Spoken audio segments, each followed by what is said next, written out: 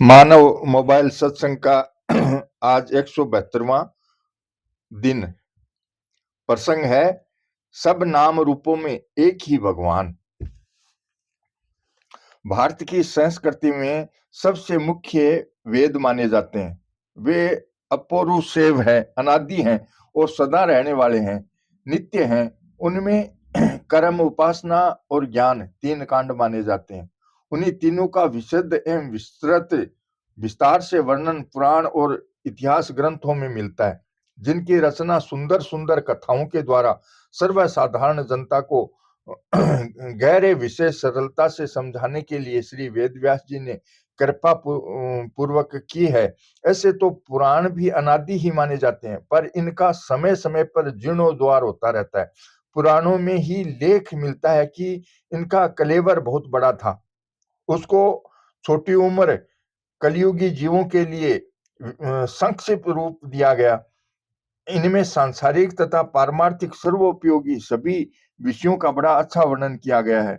पढ़ने से मालूम होता है कि देवी संपत्ति, आसुरी संपत्ति, तीर्थ, व्रत, उपवास, यज्ञ, दान, तप, संयम, सेवा, आश्रम धर्म, वर्ण धर्म, स्त्री धर्म, सामान्य धर्म, राजधर्म, प्रजा धर्म, जाति, देश, काल, समय, संबंध, परिस्थिति आदि को लेकर अवश्य अवश्य कर्तव्य क्रम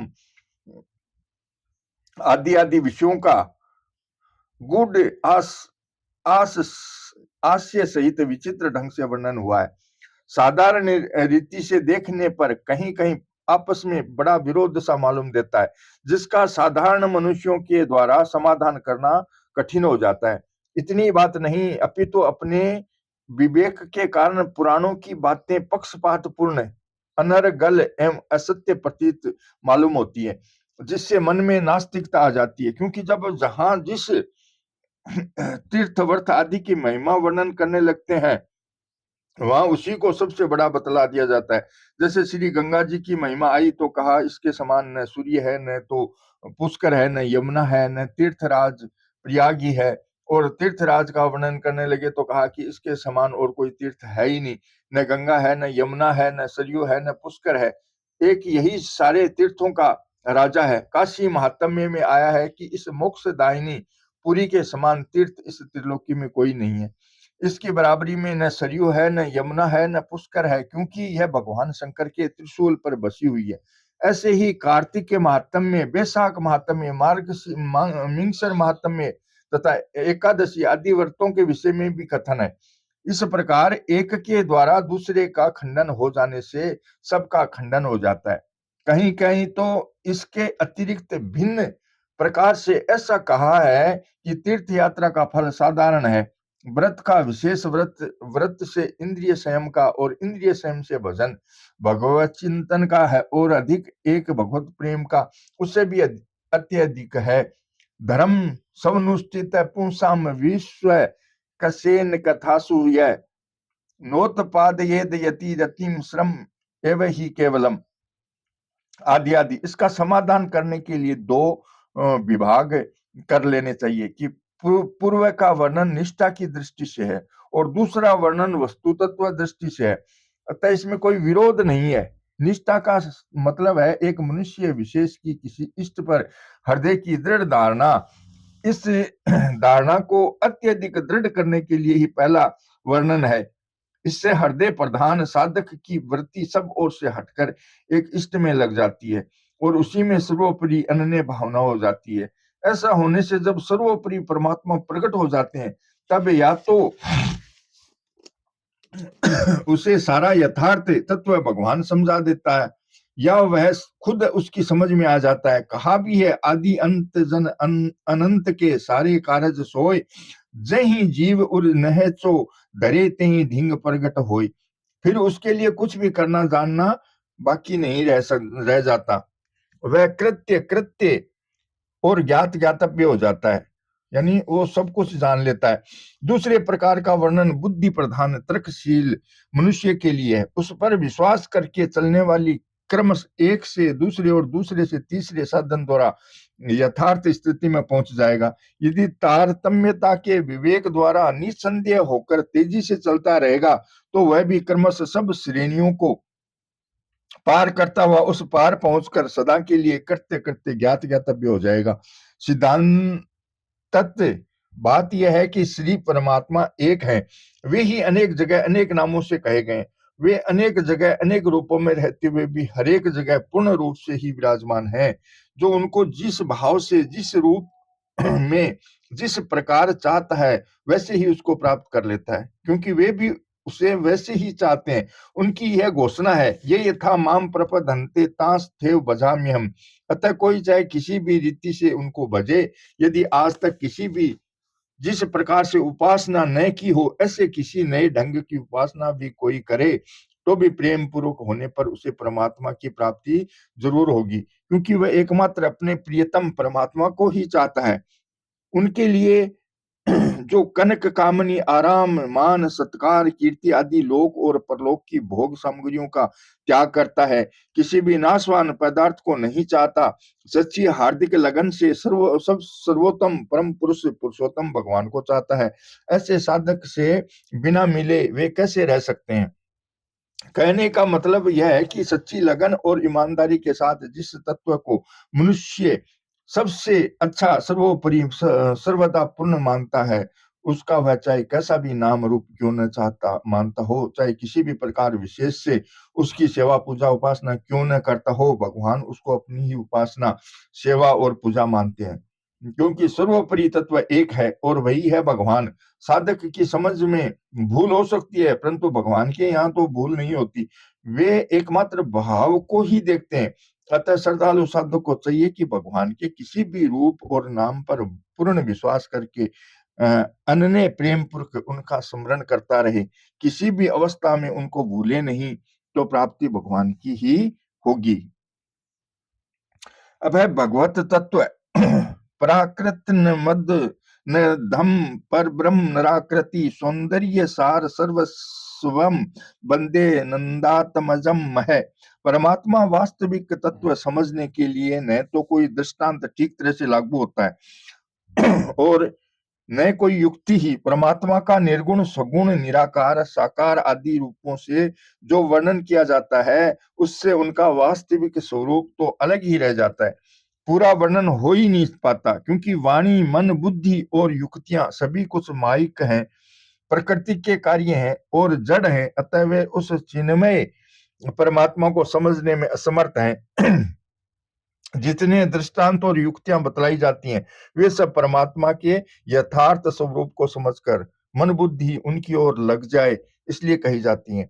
परमात्मा के स्वरूप के वर्णन में तो देवताओं और ऋषियों के भी मन बुद्धि कुंठित हो जाते हैं, फिर वहां साधारण मनुष्यों के मन बुद्धि कैसे पहुंच सकते हैं। गीता में कहा है, न मे विदुषुर्गणा प्रभवम न महर्षि अहमादिर ही देवानाम महर्षि नाम च सर्वस्य। मेरी उत्पत्ति को यानी लीला से प्रकट होने को न देवता लोग जानते हैं और न महर्षि जन ही जानते हैं, क्योंकि मैं सब प्रकार से देवताओं का और महर्षियों का भी आदि कारण हूँ। जब देवता और महर्षि गण भी उस तत्व तक नहीं पहुंच पाते, तब फिर उस मानवीय बुद्धि से उसे समझना समझाना तो एक बालक पना ही होगा।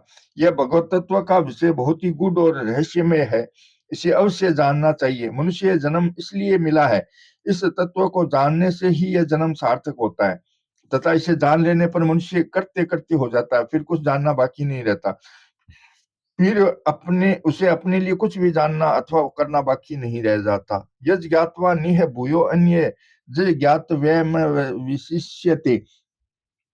यह विषय इतना दुर्विज्ञ होने पर भी भगवान और महापुरुषों की कृपा से सहज ही जाना जा सकता है।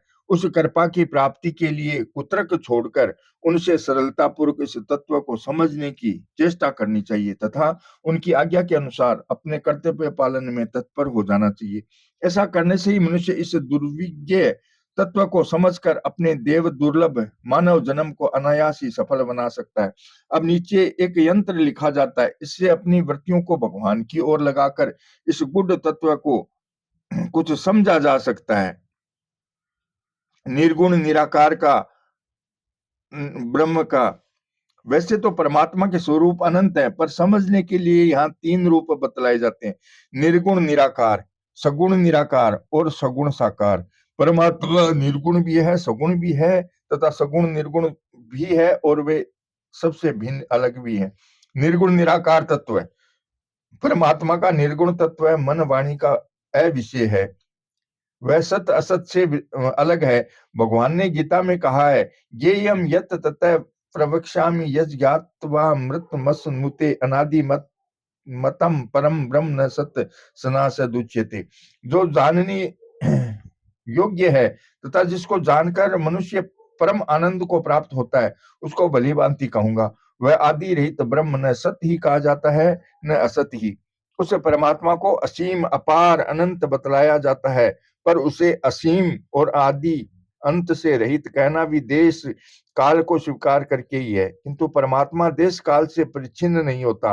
वास्तव में वह देश काल वस्तु से हमेशा अतीत अलग है, वहां वाणी नहीं पहुंच सकती। इसलिए इन नामों से कहना देश काल को लेकर केवल संकेत करना मात्र ही है। उसे निर्गुण निराकार कहा जाता है।